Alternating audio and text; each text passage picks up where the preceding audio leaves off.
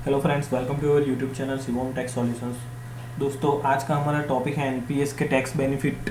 ठीक है, आप 2 लाख तक कैसे एनपीएस में इन्वेस्ट करके आप टैक्स बेनिफिट ले सकते हो। तो वीडियो एंड तक देखिएगा। इसमें हम 3 इम्पोर्टेंट सेक्शन के बारे में डिस्कस करने जा रहे हैं दोस्तों। वैसे तो सब लोग बोलते हैं कि एनपीएस में 50,000 तक का ही हमें लिमिट मिलता है, लेकिन वो एक सेक्शन के तहत है। हम पूरा अगर इसमें 2 लाख का भी इन्वेस्टमेंट करते हैं तो 2 लाख तक भी हम बेनिफिट ले सकते हैं इनकम टैक्स में। कैसे लेते हैं वो उदाहरण के साथ, एग्जाम्पल के साथ मैं आपको इस वीडियो में बताऊंगा। तो चलिए वीडियो को स्टार्ट करते हैं। देखिए, इसमें मेजर 3 सेक्शन है: एटीसीसीडी 1, एटीसीसीडी 2 और एटीसीसीडी 1B। अभी एटीसीसीडी 1 क्या है, तो एम्प्लॉय की ओर से कंट्रीब्यूशन होता है, तो वो जो है एटीसीसीडी 1 में आएगा। एटीसीसीडी 2 एम्प्लॉयर की ओर से कंट्रीब्यूशन होता है। एम्प्लॉय मतलब जो सैलराइड पर्सन है उसके ओर से कुछ कंट्रीब्यूशन होता है, और एम्प्लॉय मतलब कि कंपनी की ओर से कुछ कंट्रीब्यूशन होता है। तो ये 2 है, और दूसरा है इसके अलावा एटीसीसीडी 1 भी एनपीएस में खुद की ओर से कंट्रीब्यूशन होता है। तो ये जो है ये भी एक इम्पोर्टेंट पॉइंट है, तो हम तीनों को डिस्कस करेंगे। तो इसमें क्या है, फर्स्ट वाले में एटीसीसीडी 1 में एम्प्लॉय की ओर से कंट्रीब्यूशन होता है, तो जो उसकी ग्रॉस सैलरी है उसका 10% वो यहाँ पे इनकम टैक्स में क्लेम कर सकता है डिडक्शन के लिए। ठीक है, ये जो एटीसीसीडी 1 है वो एटीसी के तहत 1.5 लाख की जो लिमिट है उसके अंदर आता है। तो ये बात आप खास ध्यान रखिएगा, क्योंकि ये सेक्शन जो है वो एटीसी के तहत है, ये अंदर ही चला जाता है एटीसी के अंदर। तो इसकी लिमिट जो है वो 1.5 लाख तक ही रहेगी एटीसी की लिमिट के तहत। अगर आपने एटीसी में 1.5 लाख का इन्वेस्टमेंट कर दिया है तो आपको इसका बेनिफिट नहीं मिलेगा दोस्तों।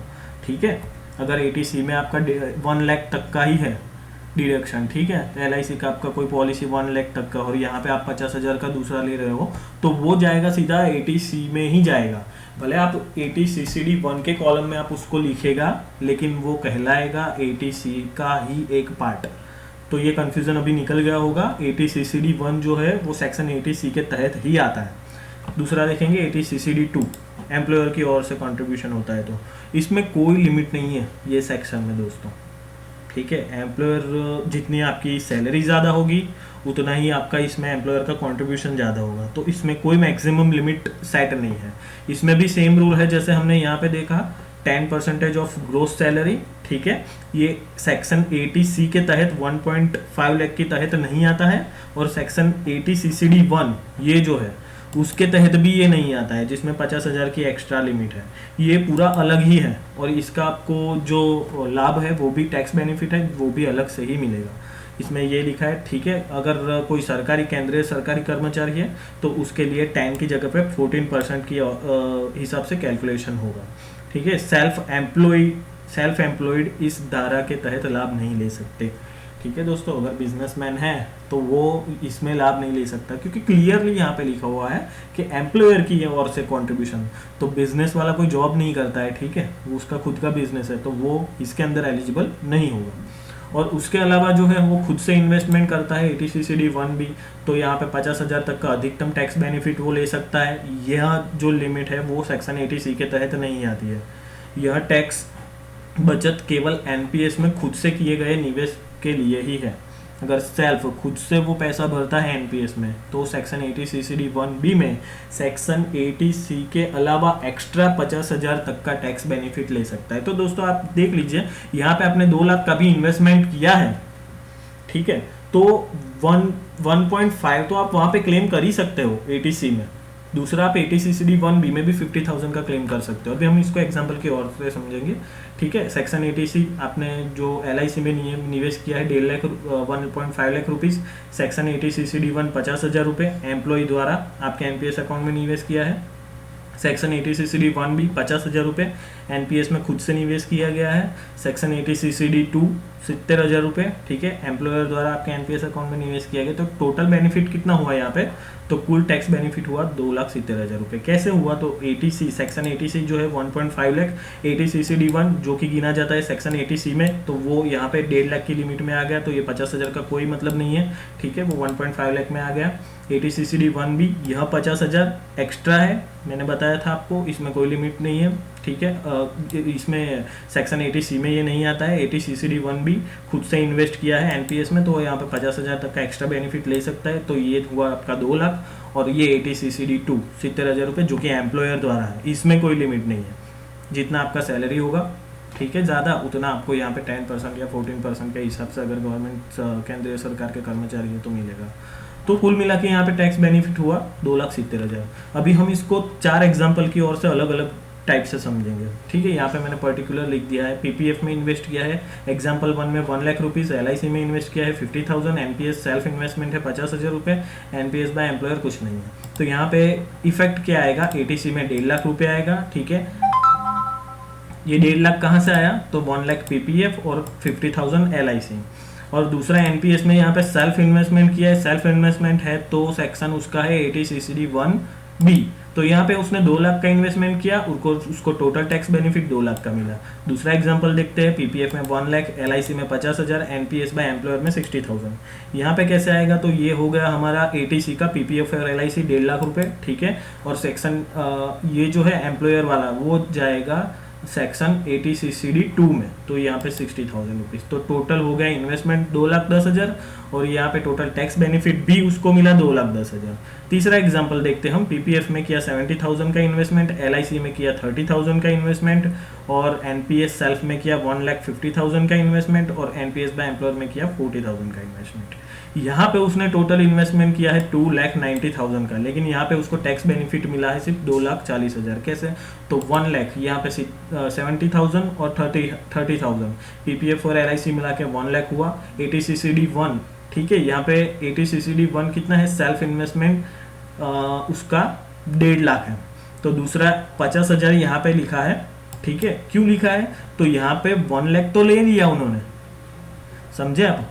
ये सेक्शन जो है 1.5 लाख वाला सेल्फ वाला, वो आता है हमारा सेक्शन ATCCD1 में। यहाँ पे मैक्सिमम हम 1.5 लाख तक की ही लिमिट ले सकते हैं, क्योंकि ये सेक्शन भी ATC के तहत ही है।